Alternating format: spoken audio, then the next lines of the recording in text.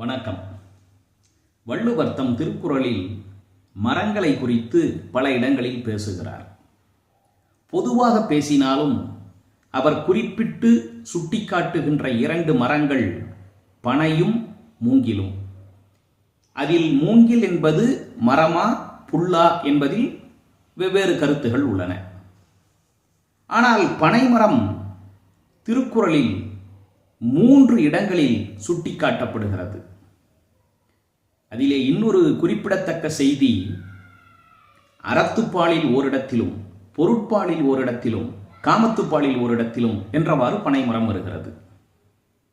அதிலும் குறிப்பிடத்தக்க வேண்டிய இன்னொரு செய்தி, பனையும் தினையும் இணைந்தே வருகின்றன 3 குறள்களிலும். அறத்துப்பாலில் வள்ளுவர் பனைமரத்தை பயன்படுத்தக்கூடிய இடம் எது தெரியுமா? செய்நன்றி அறிதல் என்ற அதிகாரத்தில். தினைத்துணை நன்றி செய்யினும் பனைத்துணையா கொள்வர் பயன் தெரிவார் என்கிறார்.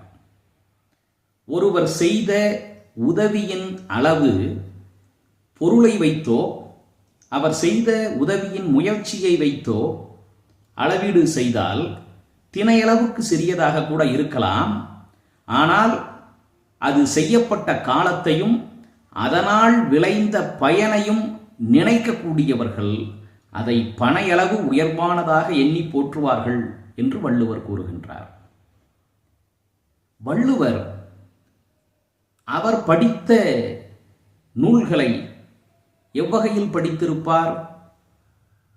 ஓலைச்சுவடிகளில்தானே. இந்த திருக்குறளை உலகத்திற்கு அவர் எந்த வகையில் வழங்கியிருப்பார்? ஓலைச்சுவடிகளில் எழுதிதானே. அவ்வாறு தாம் கற்கவும் தாம் கூற நினைத்த கருத்தை உலகுக்கு வெளிப்படுத்தவும் உதவியது பனைமரத்திலே இருந்து உருவாக்கப்பட்ட ஓலைச்சுவடிகள் என்பதால் வள்ளுவர் செய்நன்றி அறிதல் என்ற அதிகாரத்தில் முதலாக இதை பயன்படுத்தினாரா என்று கூட எண்ண தோன்றுகிறது. பொருட்பாலிலே குற்றங்கடிதல் என்ற அதிகாரத்தில் வள்ளுவர் கூறுகின்றார், இந்த உலகத்திலே வாழக்கூடிய பல மனிதர்கள் பழி வருமென்றாலும் பரவாயில்லை, தனக்கு பொருள் வந்தால் அல்லது பதவி வந்தால் லாபம் வந்தால் போதும் என்று நினைக்கிறார்கள். ஆனால் அறநெறியில் நின்று வாழக்கூடியவர்கள், சிறு பழிக்கு அஞ்சக்கூடியவர்கள், தன் மீது தினையளவு குற்றம் இருந்தாலும் அதை பனையளவாக நினைத்து மனம் நொந்து வருந்துவார்கள். அந்த செயலிலே இருந்து, அந்த தீங்கிலே இருந்து தன்னை பாதுகாத்துக் கொள்வார்கள், அந்த குற்றத்தை களைந்து விடுவார்கள் என்று கூறுகின்றார்.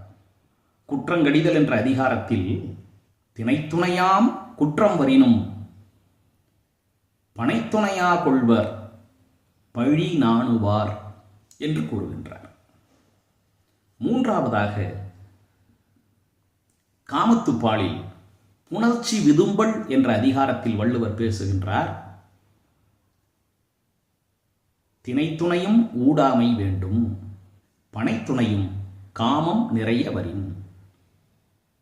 காதல் உணர்வும் காம உணர்வும் பெருக்கெடுத்து வருகின்ற சூழ்நிலையில் காதலர்கள் தினையளவு கூட ஊடலை கொண்டு வந்து உள்ளே நுழைக்கக்கூடாது, சிறு ஊடல் கூட இல்லாமல் இணைந்து மகிழ்ந்திருக்க வேண்டும் என்று அறிவுரை கூறுகின்றார்.